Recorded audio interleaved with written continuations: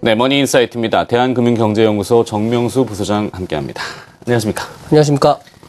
유럽 이야기 해보죠. 네. 유럽의 2분기 GDP가 오늘 예상돼 있습니다. 마이너스가 워낙 깊었던 터라 이제는 제로 수준만 나와도 좀 안도할 수 있다. 근데 약간 플러스를 기대한다고요, 또. 그렇습니다. 뭐 지금 전망치는 0.2% 전년 동기 대비 이렇게 되고 있는데요. 유럽의 최근 나온 경제 지표들이 다 좋았습니다. 어제도 이제 유로존의 6월 산업 생산이 발표가 됐는데 전달에 비해서 0.7% 증가를 했고요. 뭐 예상치는 원래 1.1%였지만 어쨌든 지난 3월 이후에 3개월 만에 최대 증가폭을 나타냈고요.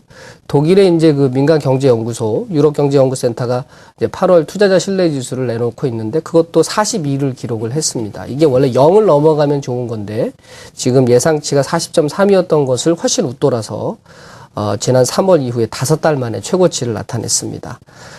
이 9개월째 이런 흐름이 이어지다 보니까 GDP 전망치도 말씀드린 대로 0.2% 성장했을 것으로 이렇게 예상이 되고 있습니다. 네. 자, 그렇다면 이 플러스 성장에 대한 기대가 있는데 그 근거가 있어야 될 거 아니겠습니까? 어떤 근거를 가지고 있는 거죠? 일단 기본 GDP에 선행되는 지표들이 다 좋게 나왔고요. 독일의 경우에 이제 유럽의 견인차 역할을 하고 있는데 방금 말씀드린 투자자 신뢰 지수 같은 것들이 또 산업 생산 같은 것들이 탄탄한 베이스를 받쳐주고 있습니다. 여기에 이제 사실 프랑스 같은 경우에는 뭐 구제 금융 받아야 되는 거 아니냐 일부 전문가들 그런 얘기를 하기도 했었는데 프랑스도 지금 뭐 수출이 늘어나고 있는 상황이고요. 물론 이제 뭐 이탈리아라든가 스페인 같은 경우에는 여전히 조금 어려운 상태에 있고 둔화 상태가 계속되고 있지만 그 속도가 조금 늦춰지고 있는 것 같은 것이 좋은 신호를 보이고 있습니다. 그래서 유로존 내에서 1, 2, 3, 4위 하는 경제 국가들이 경제 사이즈로 4등까지 모든 나라들이 나름 선전하고 있다는 것이 이제 경기 회복에 대한 기대감을 높이는 배경이 되겠습니다. 네. 자, 유럽이라고 하는 곳은 뭐 유니언처럼 유로존이라는 표현을 쓰고 여러 개의 국가들이 있는데 이 북유럽에 잘 사는 국가들, 그다음에 남유럽에 지난번에 피그스 국가처럼 재정 위기를 겪었던 조금 어려운 국가들 이렇게 분리가 되어 있는데 잘 사는 국가들만 또 잘 되는 거 아닌가? 그래서 균형 잡힌 성장이 아니라 불균형된 성장이다. 이런 우려도 있던데요. 이건 어떻게 보시나요? 유럽 전체를 놓고 보면 지금 경기를 견인하는 거는 어쨌든 제조업 기반이 탄탄한 독일하고 또 강력한 부동산 정책을 쓰고 있는 영국이거든요. 근데 이런 것들이 말씀하신 대로 주변 국가로 퍼지기까지는 시간이 좀 걸릴 텐데 어쨌든 전반적인 흐름이 좀 좋아지고 있는 것은 분명해 보입니다. 일단 유로존의 경기 선행 지수가 지난 3월 이후에 처음으로 기준선 100을 넘어서서요.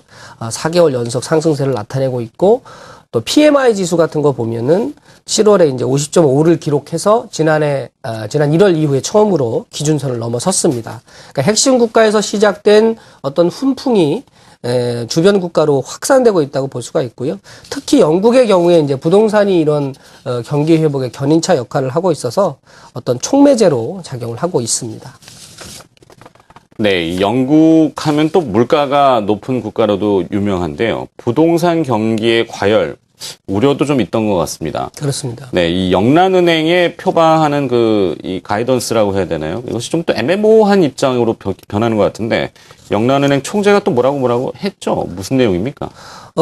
영란은행 총재가 직전까지는 캐나다 중앙은행 총재를 했던 마크 칸인데요. 예고했던 대로 이제 포워드 가이던스라는 걸 제시를 했습니다. 그래서 실업률이 7%가 되기 전까지는 금리를 현재 초저금리 상태인 0.5%를 유지하겠다고 얘기를 했는데 전제 조건이 굉장히 많이 붙어 있어요. 그래서 인플레이션 압력이 크지 않아야 되고 또 금융시장이라든지 자산시장이 안정돼 있어야 된다. 그런 조건이 충족된다고 하면은 실업률 7%라고 하는 기준을 지키겠다고 했는데 사실은 그걸 잘 뜯어놓고 보면은 언제든지 저금리 정책에서 빠져나올 수 있는 구멍들을 많이 만들어 놓은 겁니다. 그래서 그게 무슨 포워드 가이던스냐 이런 비판도 있고 했는데요. 또 하나 이제 영국 유럽 전체로 놓고 봤을 때도 좀 불안한 부분들이 영국이 이제 이 주택 정책과 관련해서 굉장히 돈을 쏟아붓고 있거든요. 영국의 경우에 지금 7월 주택 가격이 상승률이 4.8%를 기록을 했습니다. 런던 같은 경우에는 주택 가격이 12%나 지금 상승한 걸로 나와 있거든요. 근데 이게 영국 정부가 그 주택 구매 지원을 지금 하고 있습니다. 거의 그 무이자로 돈을 빌려주는 신규 주택 구매자에 대해서 20%까지 대출을 해주고 있고, 내년에는 재정을 더 풀어서 아예 그 주택 구매자 전체에 대해서 무이자 대출을 해주겠다 이렇게 나오고 있거든요. 그러다 보니까 이제 자연스럽게 집값이 올라가고, 이것이 이제 다른 어떤 주택과 관련된 부동산과 관련된 서비스업을 자극을 해서 경기를 끌어올리고 있는데, 언뜻 보게 되면 미국의 그 서브프라임 모기지를 연상시키는 그런 정책들이에요. 그래서 이런 것들이 조금 우려를 낳고 있습니다. 그렇지만 어쨌든 이런 정책들에 힘입어서 전반적으로 경기를 끌어올리는 동력으로 작용을 하고 있는 거죠. 네. 저희 세계 각지의 부동산 가격이 오른다 그러면은 저는 언뜻 과거에 우리나라의 복부인 네. 혹시 가셨나 이렇게 생각이 들어지는데, 자, 우스갯소리지만 유럽 경제가 좀 좋아진다는 것은 분명히 우리한테는 호재입니다. 그렇습니다. 우리의 또 중요한 그 수출 대상국이 되기도 하는데요. 하지만 이 유럽의 위기라고 했던 이 서버린 리스크, 재정 위기는 분명히 아직도 존재하는 것이고, 잠시 수면 아래로 가라앉았지만 언제든지 다시 올라올 수도 있는 복병인데요. 이 서버린 리스크 측정은 어떻게 평가를 해야 될까요? 이제 그 부분이 이제 유럽 또 유로화를 사용하는 유로존 국가들의 어떤 숙명 같은 건데요. 이 독일처럼 강력한 제조업 기반이 있는 나라와 뭐 상대적으로 산업 기반이 취약한 그리스 같은 나라도 같이 유로화를 쓰고 있기 때문에 이런 어떤 차이를 극복하는 것이 과제가 되고 있습니다. 지난번 나온 이 유럽의 위기의 근원이 이제 거기 있는 건데요. 유로존의 1분기 정부 GDP를 보면은 그게 이제 GDP 대비 부채 비율이 92%가 넘어가서요. 사상 최고치를 기록을 했고, 유럽의 27개국 국가들의 총 부채 비율도 같이 높아지고 있는 상황입니다. 그러니까 국가 부채와 관련된 위기 상황은 여전히 현재 진행형이고, 포르투갈이라든지 아일랜드, 그리스 이런 부분들도 여전히 문제점으로 남겨져 있습니다. 나라별로 차이가 있지만 뭐 10%를 훨씬 웃도는 이런 그 실업률과 관련된 부분도 정치적으로 사회적으로 긴장도를 높이고 있고요. 하지만 이런 문제점에도 불구하고 아까 이제 영국과 같은 그런 강력한 부양 정책들이 나오면서 지금 침체 늪에서 빠져나오고 있다는 데에 대해서는 그 평가를 해줘야 될 것 같고, 시장 지표들이 이제 그런 걸 보여주고 있습니다. 대표적으로 유로 달러 환율이 굉장히 안정적인 모습을 보여주고 있거든요.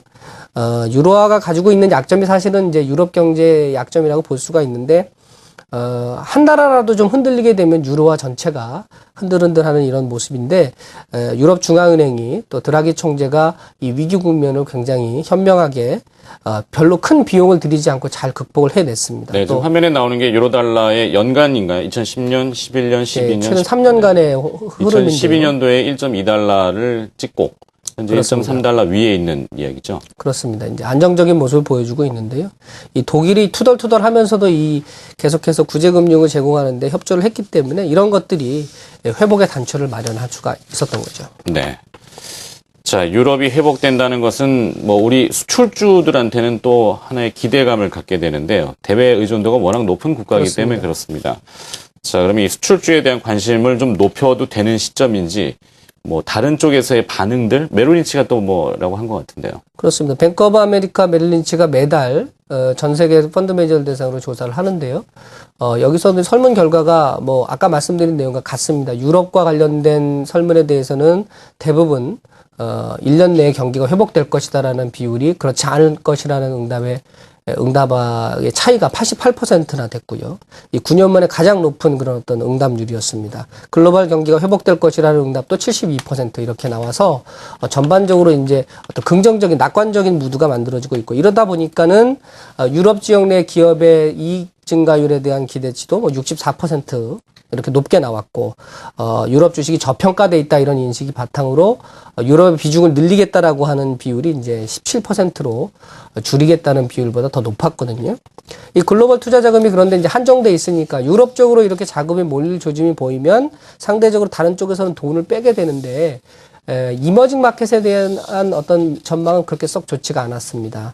그래서 이머징 쪽의 비중을 줄이겠다는 답이 나왔는데, 반면 우리나라라든가 중국에 대한 어떤 긍정적인 시그널이 나온 것이 이 설문 응답에서는 잘 나왔는데, 중국의 성장주라든지 원자재 관련주에 대한 비중을 높이겠다.